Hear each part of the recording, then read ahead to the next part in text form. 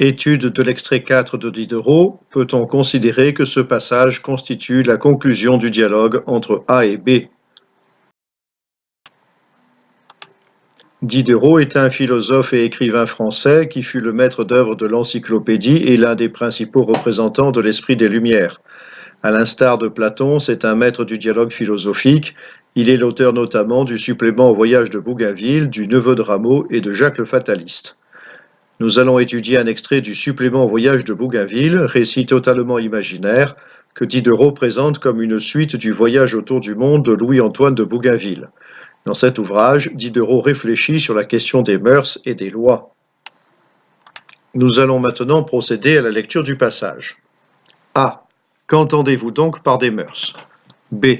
J'entends une soumission générale et une conduite conséquente à des lois bonnes ou mauvaises. Si les lois sont bonnes, les mœurs sont bonnes.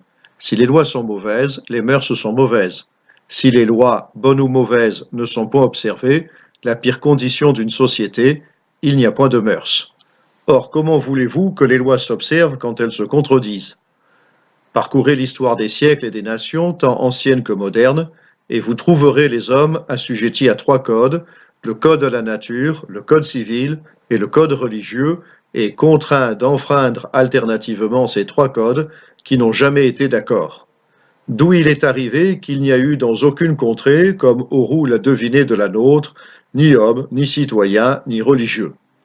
D'où vous conclurez sans doute qu'en fondant la morale sur les rapports éternels qui subsistent entre les hommes, la loi religieuse devient peut-être superflue et que la loi civile ne doit être que l'énonciation de la loi de nature, et cela sous peine de multiplier les méchants au lieu de faire des bons.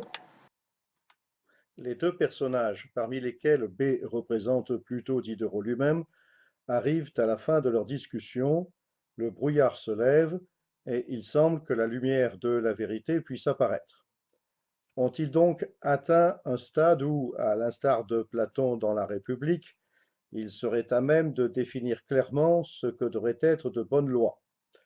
Force est de constater que ce n'est pas vraiment le cas, et le débat, qui a pourtant progressé, ne permet pas de jeter les bases d'un nouveau code de loi.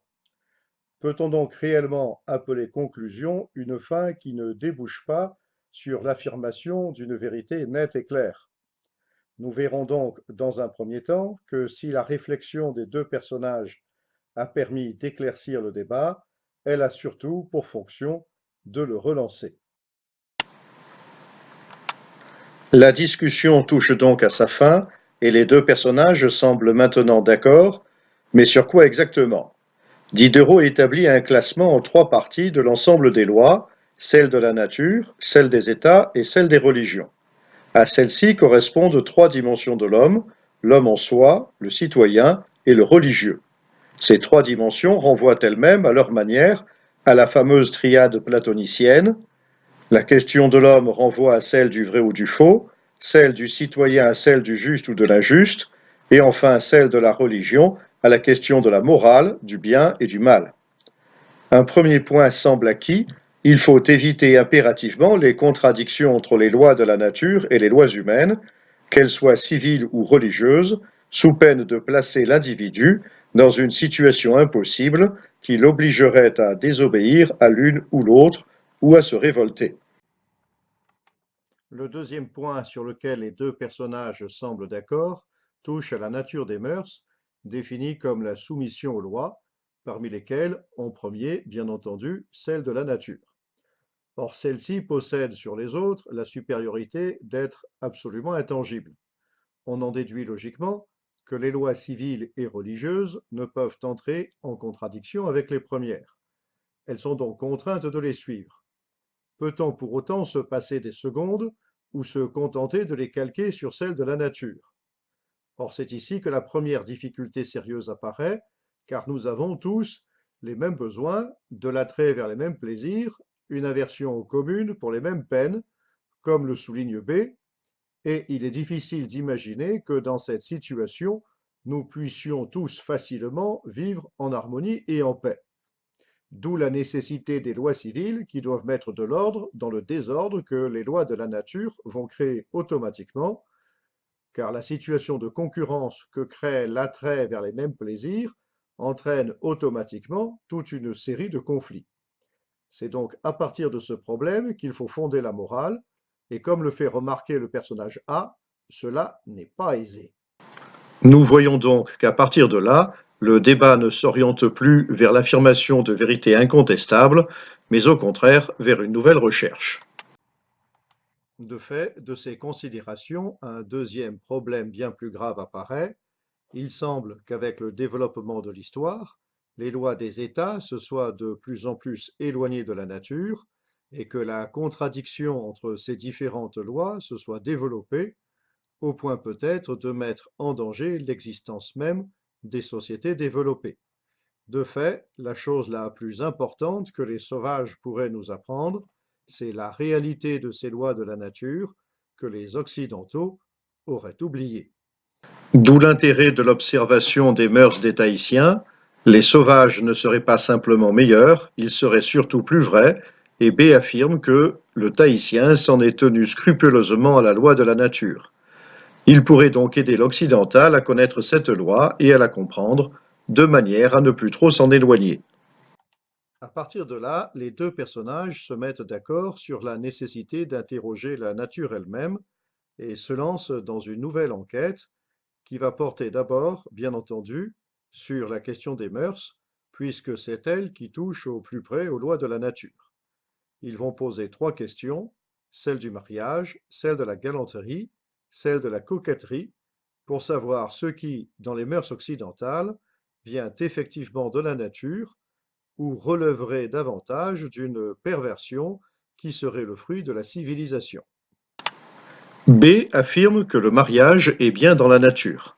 Cependant, la définition qu'il en donne, à savoir une préférence mutuelle en conséquence de laquelle il se forme une union plus ou moins durable qui perpétue l'espèce par la reproduction des individus, cette définition ne tient guère compte des impératifs sociaux et ressemble davantage à celle de la sexualité que du mariage.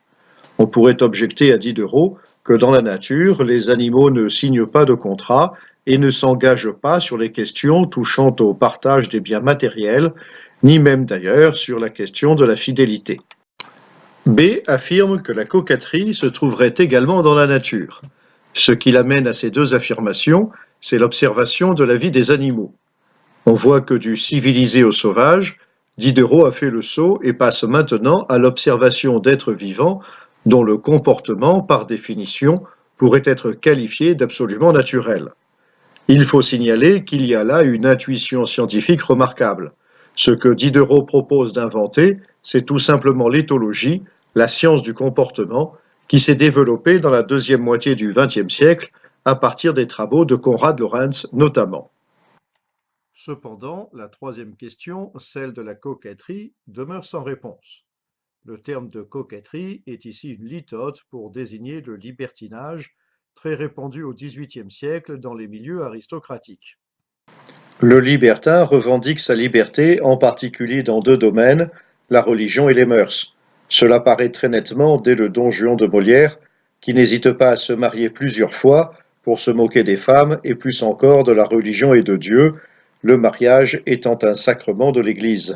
Ces deux questions sont précisément au cœur de la problématique du supplément au voyage de Bougainville, dans lequel Diderot prêche évidemment en faveur de la liberté dans ces deux domaines.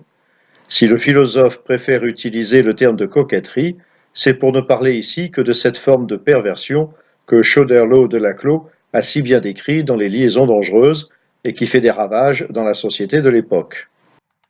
Or, le libertinage n'existe évidemment pas dans la nature. Doit-on donc le considérer comme une perversion du comportement humain due à de mauvaises lois ou à l'influence de la société? Cette explication serait difficilement admissible puisque précisément le libertin adopte cette attitude pour contester ces mauvaises lois, à l'instar de Diderot lui-même. La réflexion du philosophe se heurte maintenant à un nouvel obstacle et de taille. La contestation des lois sociales ou religieuses risque fort de ne pas mener à un retour à la nature, mais à une forme perverse de libertinage, c'est-à-dire un redoublement de la dépravation du comportement humain en société. Diderot s'arrête donc sur ce point devant ce nouveau constat et cette nouvelle contradiction. Plutôt que de prendre le risque de se lancer dans la proposition d'une nouvelle législation, à l'instar de Platon, l'attitude de Diderot consiste à affirmer qu'il faut d'abord chercher et se donner des bases scientifiques fiables.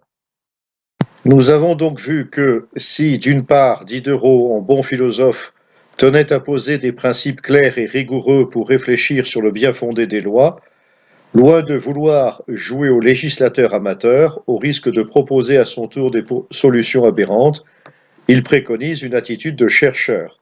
La conclusion demeure donc complètement ouverte. L'utopie tahitienne de Diderot ne débouche pas sur un modèle de société idéale à la manière de celle de Thomas More, elle demeure une utopie dont la fonction fondamentale est de nous inciter à pousser notre réflexion et notre recherche le plus loin possible afin de comprendre quelle est la part de l'animal en nous et ce qui fait le propre de l'homme.